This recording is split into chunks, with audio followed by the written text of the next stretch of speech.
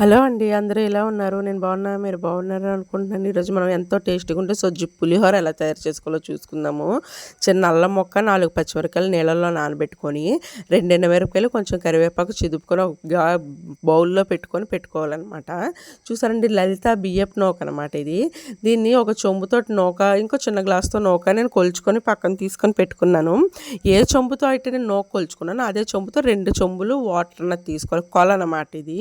కొలతగా కరెక్ట్గా చేసుకోవాలి. నేను చెంబుతోటి గ్లాస్ తోటి తీసుకున్నాను కాబట్టి 2 చెంబులు నీళ్ళు, 2 గ్లాసులు వాటర్ అన్నది తీసుకున్నాను.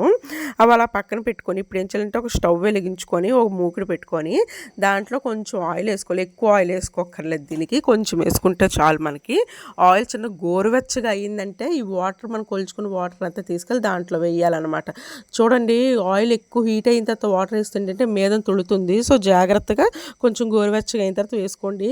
ఇందులోనే కొంచెం పసుపు, సాల్ట్ అన్నది వేసేయాలి. ఇందులో నేను ఎందుకు పసుపు సాల్ట్ వేస్తానంటే తర్వాత నూకలో మనం కలిపేటప్పుడు ఒక దగ్గర ఎక్కువ తక్కువ అవుతుంది. పసుపు ఏంటి సరిగ్గా ఈవెన్గా మొత్తం అంతా అవ్వకుండా ఒక దగ్గర వైట్గా ఒక దగ్గర ఎల్లోగా ఉండిపోతుంది. చూడడానికి కూడా అంత బాగోదు, తినేటప్పుడు కూడా అదొక రకంగా ఉంటుంది.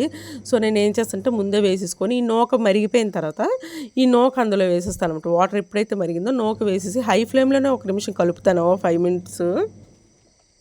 హై ఫ్లేమ్లో ఎందుకంటే బయటన సాఫ్ట్ అవుతుంది నూక, లోపల ఇంకా కుక్ అవ్వాలన్నమాట.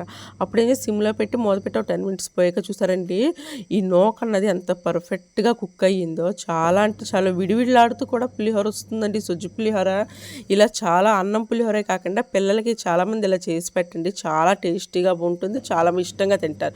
ఇది చల్లారడానికి ఒక పెద్ద పళ్ళెల్లో తీసుకొని పక్కన పెట్టుకోండి నూక అంతాని. ఇప్పుడు ఇంకొక మూకిటి తీసుకొని దాంట్లో కొంచెం ఆయిల్ అనేది ఎక్కువ వేసుకోవాలి, ఎందుకంటే పోపు దినుసులు వేసుకుంటాం కదా. ఆయిల్ ఎక్కువ వేసుకొని పల్లీలు అండి, గుప్పిడి పల్లీలు వేసుకోండి.